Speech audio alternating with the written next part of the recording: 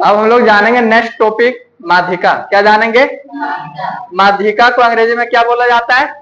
Medians.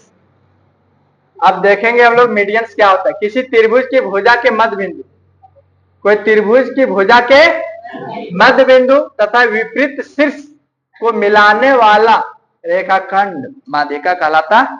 जैसे कोई भी त्रिभुज है, एक त्रिभुज लिए,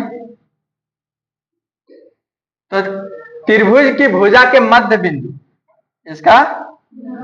इसके मध्य बिंदु तथा विपरीत शीर्ष, शीर्ष यहाँ मिलाने वाले रेखाखंड, यह क्या कहलाता है? माध्यिका कहलाता है। अब यहाँ देखेंगे, एक मध्य बिंदु यहाँ हो गया भुजा का, इसके विपरीत शीर्ष कौन गया? ये, और यहाँ से यहाँ मिला देंगे, ये हो गया। ये भुजा का मध्य बिंदु यहाँ हुआ और इसके विपरीत शीर्ष कौन हो गया? ये, और यहाँ से यहाँ मिला देंगे तो क्या हो जाएगा? यही माध्यिका होता। कोई दिक्कत? अब माध्यिका को अंग्रेजी में क्या बोला जाता है? मीडियंस बोला जाता है। क्या बोला जाता है? मीडियंस।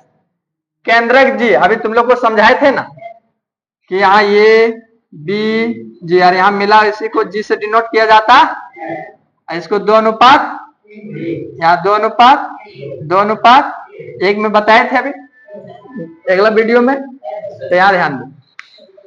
केंद्रक जी प्रत्येक माध्यिका को 2:1 में, यहां से यहां जब मिल रहा है ना, तो यहाँ 2 बनेगा और यहाँ, बात समझा? जैसे ये त्रिभुज है, ये माध्यिका आया, तो यहाँ केंद्र है, फिर यहाँ से यहाँ गया, फिर यहाँ से, तो यहाँ से यहाँ आया तो 2 और 1 में बटेगा।